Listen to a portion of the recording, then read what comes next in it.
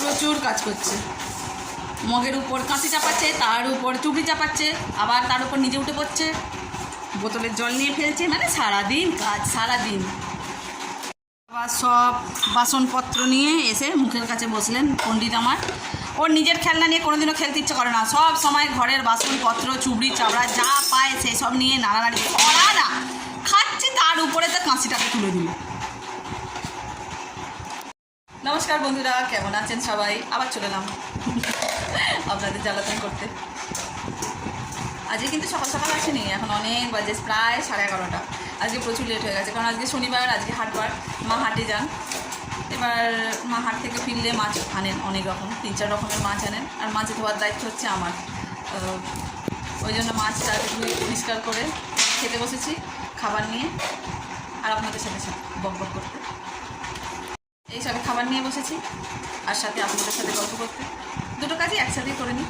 তবে আজকে মনে হচ্ছে ভিডিওটা ছাড়তে জানি না কটা বাজবে, আজকে তার একটু বেশি লেট হয়ে যাবে। আমার ছেলের কাজের শেষ নাই, বারবার বলেছি কাজের শেষ নাই। একটা বড় কালো ডেবো পিঁপড়ে তার পিছনে দৌড়াচ্ছে, ও তাকে ধরতে যাবে, পিঁপড়েটা ওকেই কামড়াবে, ওর কোনো যায় আসে।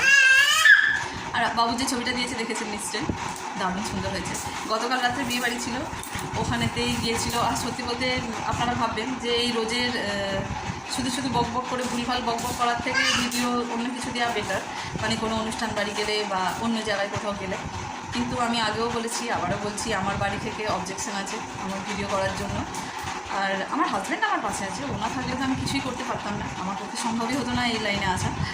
কিন্তু অন্য সকলে অবজেকশন করে, ওই জন্য সবার সামনে যখন অনুষ্ঠান বাড়িতে গিয়ে ফোন বার করে ভিডিও করব সেটা হয়ে ওঠে না। প্লাস আমার মধ্যেও সেই জড়তাটা রয়েছে এখনও পর্যন্ত, আমি এখনও কাটিয়ে উঠতে পারিনি যে যেখানে সেখানে ফোন বাড়িয়ে মানে বার করে নিয়ে ভিডিও করতে শুরু করে দেবো, সেটা আমার দ্বারা হয়ে ওঠে না এখনও পর্যন্ত। আমার একটু লজ্জাই লাগে, জানি না কবে গিয়ে কাটিয়ে উঠতে পারবো। তবে যখন কাটিয়ে উঠতে পারবো তখন চেষ্টা করবো বাইরে ভিডিও করার। এখন তো আমার দ্বারা হয়েই ওঠে না বাইরে ভিডিও করা, একটু লজ্জাই লাগে। ভাবি অনেক কিছু, যে প্ল্যান করতে সকাল থেকে আজকে অনুষ্ঠান বাড়ি আছে, তাহলে ভিডিওটা করতে পারবো, কিন্তু ওই সময় গিয়ে মনে হয় দরকার নেই, থাক, লজ্জা ব্যাপার। তবে কালকে বিয়ে বাড়িতে একটা দারুণ ঘটনা ঘটেছে, মানে আমার কাছে খুব প্রিসিয়াস, খুব আনন্দের। কালকে খেতে বসেছিলাম, বাবুকে নিয়েই বসেছিলাম, ও মধ্যিখানে ছিল, আমরা দুজন দুপাশে। তো হঠাৎ করে একজন সামনে থেকে এসে আমাকে বলছেন যে রোজ তো ছেলের কথা শুনি, আজকে দেখলাম ভালো লাগলো। আমি ভাবছি যে কি হয়তো আমার শ্বশুরমশাইয়ের বন্ধু, আমি এইটা ভাবছিলাম। তারপরে উনি চলে গেলেন। আমি আমার হাজব্যান্ডকে জিজ্ঞাসা করছি, আছে হ্যাঁ তো কি বাবার বন্ধু, বাপির বন্ধু? তো ও বলছে কী জানি, আমি তো চিনি না, হলেও হতে পারে মেবি। তারপরে এবার যার রিসেপশনে গিয়েছিলাম সে সম্পর্কে আমার ভাই হয়, সম্পর্কে মানে আমার ভাইয়ের বন্ধু, তবে আমাদের ফ্যামিলির রিলেটিভও হয়। তো সেই হিসাবে গিয়েছিলাম।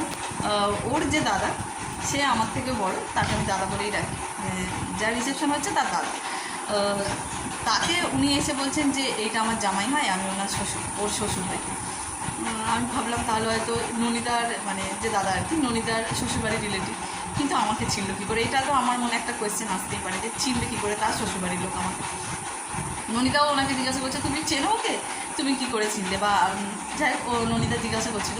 তো তখন উনি বলছেন যে আমি তো ওনাকে রোজ ফেসবুকে দেখি, আমি তো ওনার ফেসবুকের বন্ধু।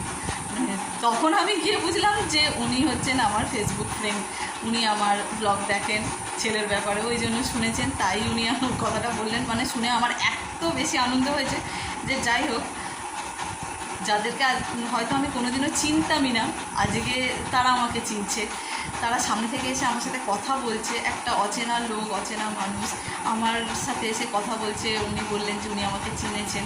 মানে এইটা আমার কাছে খুব খুব খুব খুব একটা আনন্দের বিষয়। মানে এত দিন ধরে সকলকে দেখেছি যারা ইউটিউবে বা ফেসবুকে কাজ করে, তারা বলে যে আমার সাবস্ক্রাইবাররা বা আমার ফলোয়াররা বা আমার ফ্রেন্ডরা এরকম, আমি এক জায়গায় গেছি, আমার সাথে এসে কথা বলছে, খুব ভালো লাগে। সেই ফিলিংসটা আমার কালকে হয়েছে, যে আমি যাকে চিনিই না, উনি সামনে থেকে এসে আমাকে বলছেন যে আমার ছেলেকে দেখে ভালো লাগলো। মানে এইটা সত্যি খুব বড় একটা পাওয়া। এইটা আমি একটা জিনিস পেলাম সোশ্যাল মিডিয়ায় এসে, দারুণ আনন্দ লাগলো।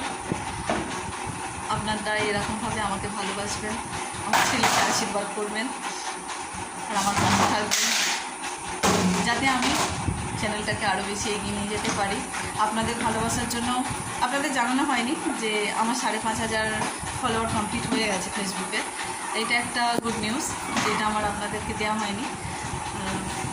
আপনারা এইভাবেই আমাকে ভালোবাসবেন, সাথে থাকবেন। আর যদি ভালো লেগে থাকে তাহলে অবশ্যই একটা লাইক করবেন, শেয়ার করবেন আর কমেন্ট করবেন। তাহলে ভালো থাকবেন, সুস্থ থাকবেন, সাথে থাকবেন।